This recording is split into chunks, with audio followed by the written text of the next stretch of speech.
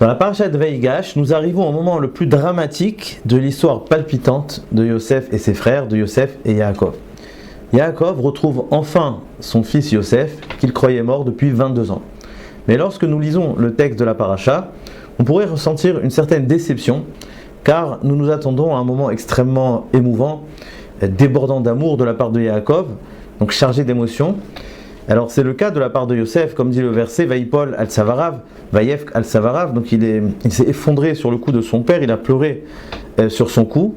Mais concernant Yaakov, c'est le silence complet, il y a une absence totale de réaction.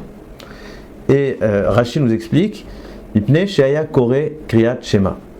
Yaakov était occupé à lire le Kriyat Shema, à réciter le Kriyat Shema. Et ça paraît extrêmement étonnant. Imaginez-vous un père qui est séparé de son fils pendant 22 ans, donc 22 ans de deuil, 22 ans de séparation, de larmes, de pleurs. Et au moment de la rencontre, eh bien, il était tout simplement occupé à faire autre chose, occupé à lire le schéma. On s'attendrait bien plus à une rencontre avec une immense émotion, avec des pleurs, des cris, des larmes, etc. Comment comprendre que précisément à ce moment-là, Yaakov a jugé nécessaire de lire le Kriyat Shema? Intéressons-nous justement au Kriyat Shema, la lecture du Shema, cette fameuse déclaration suprême de l'unicité de Dieu que nous récitons plusieurs fois par jour. Shema Israël, Hashem Elokeinu, Hashem Echad. Écoute Israël, l'Éternel est notre Dieu, l'Éternel est un, est unique. On pourrait s'étonner, comment se fait-il que nous introduisons cette déclaration par écoute Israël? Pourquoi faire précéder cette déclaration qui parle de l'unicité de Dieu par ces deux mots, écoute Israël? Quelle est l'importance? Pourquoi on ne pourrait pas passer directement à l'essentiel, qui est donc d'évoquer, de prononcer cette unicité-là, en disant tout simplement Hashem Elokeinu, Hashem Echad. Le Maharal, dans son livre Netivot Olam, propose que le Kriyat Shema appartient spécifiquement aux Shvatim, aux tribus, et non pas aux patriarches. Le Maharal voudrait dire que les patriarches, les Avot, ne pouvaient pas véritablement réciter le Kriyat Shema, d'où la raison de faire précéder cette déclaration par Shema Israël, donc Israël dans le sens le peuple d'Israël, qui s'exprime à partir des Shvatim. Mais quel est le sens de ce Maharal? Évidemment, les propos du Maharal font référence à la Gemara dans le Talmud Psachim Nunvav, qui nous dit que Yaakov, juste avant sa mort, a réuni tous ses enfants pour leur annoncer ce qui allait se passer, révéler ce qui allait se passer à la fin des temps. Mais l'inspiration divine se retira de lui à ce moment-là, et donc il a eu une certaine inquiétude, comme le terme de la Gemara, Shema Yesh Psul Bezaro.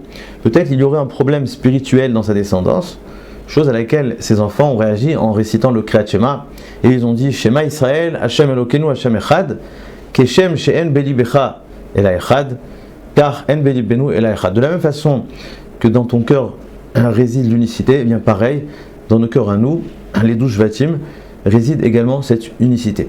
Mais quel est le sens de ce dialogue? Quel est le sens profond de la réponse des Shvatim? Pour comprendre cela, j'aimerais apporter une Gemara qui n'a rien à voir dans Sanhedrin, qui nous dit que Adam Arishon, avant la faute, était haut jusqu'au ciel et large comme le monde entier.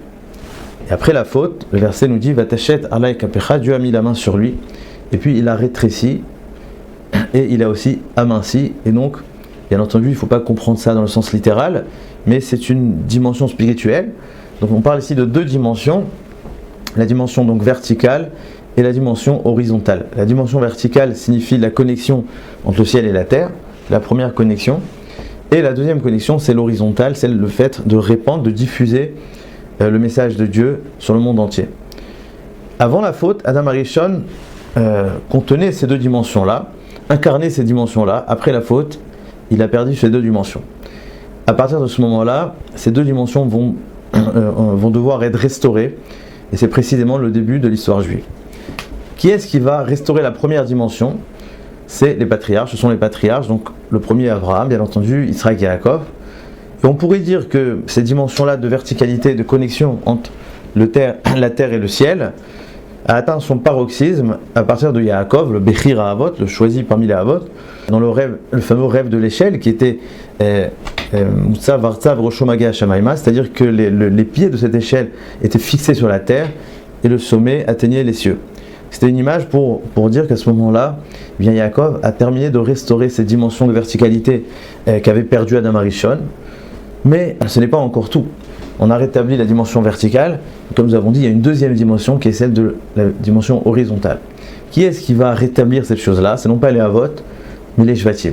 Et là, il s'agit d'une véritable révolution, et c'est la révolution du Sefer Bereshit.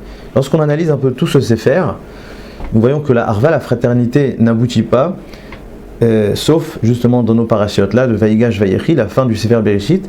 Jusqu'à maintenant, la tradition, l'héritage spirituel passé par un seul individu, à partir de notre paracha, eh bien c'est le début du collectif, du pluralisme, et c'est ça la révolution incroyable des Shvatim.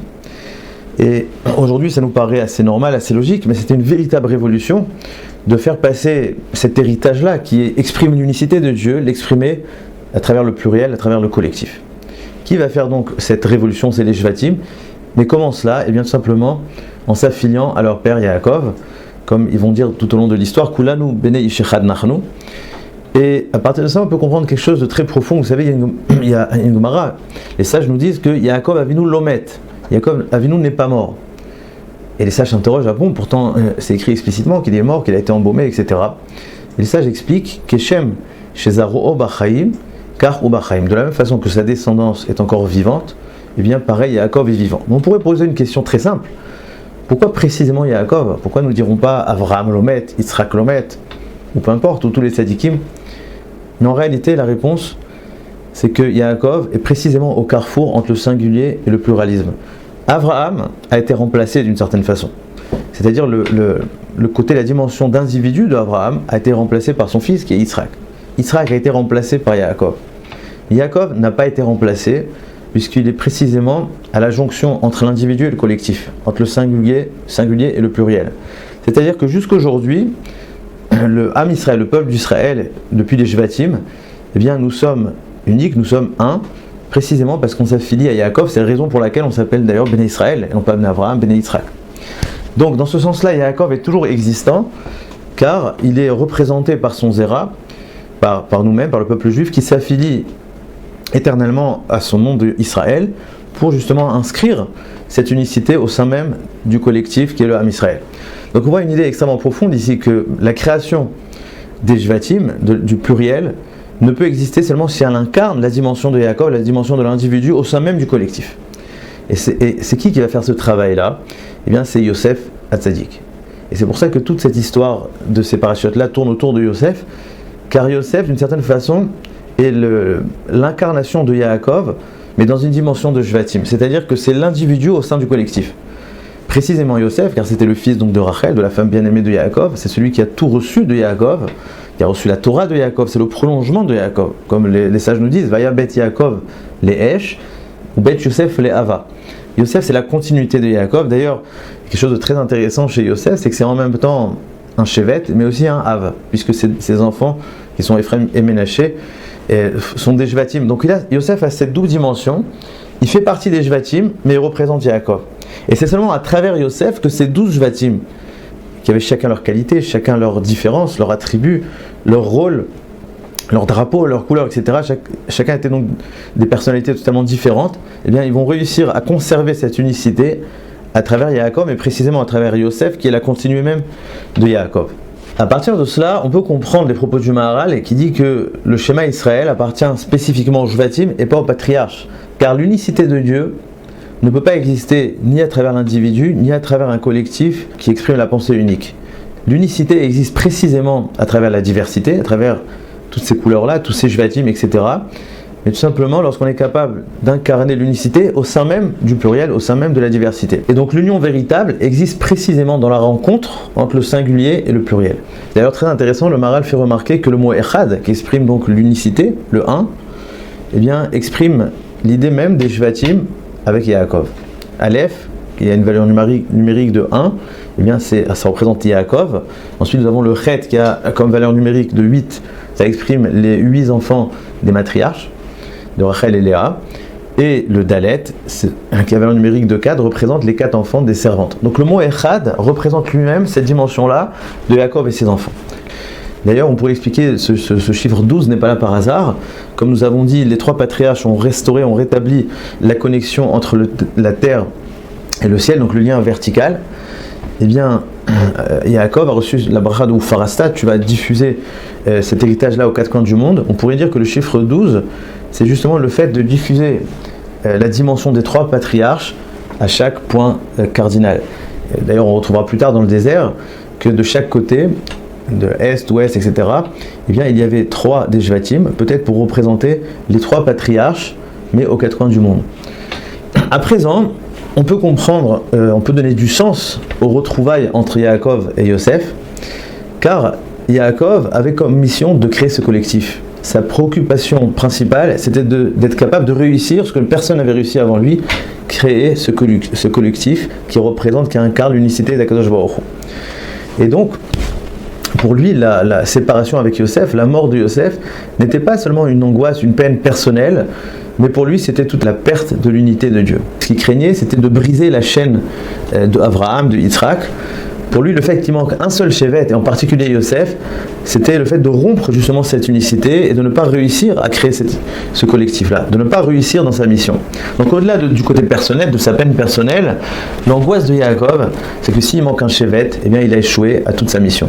Et c'est pour ça que précisément lorsqu'il va rencontrer Yosef, c'est pas qu'il était occupé à lire le schéma, mais bien au contraire, c'est que c'est la première fois dans sa vie qu'il va pouvoir réciter le schéma. Comme nous dit le Maharal, les patriarches ne pouvaient pas véritablement réciter le schéma, car l'unicité ne peut pas exister à travers l'individu. Mais lorsqu'il a vu que Yosef était toujours là, il était intègre, il était resté spirituel, et il a vu qu'il manque aucun des Shvatim, il y a ici maintenant les 12 Shvatim, à ce moment-là il a compris qu'on peut réciter le schéma Israël. On peut retenir pour nous deux leçons. La première, c'est que lorsqu'il manque un seul individu, eh bien, il manque dans l'unicité d'Akadosh Baruch Hu. Un petit peu comme un boulon qui manquerait dans une machine, eh bien, la machine ne pourra pas fonctionner. Chaque individu du peuple juif a une importance radicale et irremplaçable pour l'unicité de Dieu. Ça, c'est la première leçon. Mais on peut également apprendre ici que l'unité, la hardout, existe précisément là où il y a de la diversité.